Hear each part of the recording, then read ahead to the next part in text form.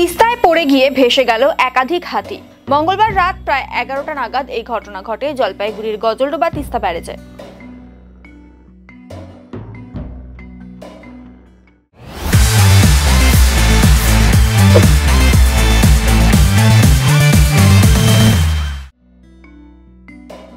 স্রোতে ভাসতে ভাসতে হাতির দল আটকে যায় গজলডোবা তিস্তা ব্যারেজের গেটে।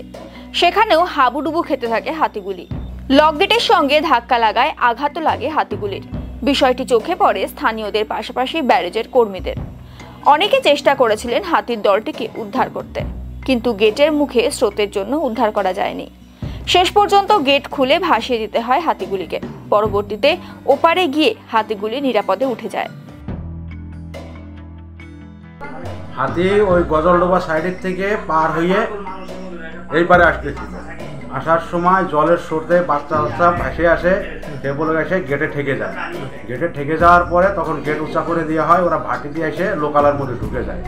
সেটা গ্রামের লোককে সতর্ক করতে যেয়ে ধাওয়াতে দাঁত পড়ে যায়, হাঁটু চুলে দেয়, দাঁত ভেঙে যায় দুইটা।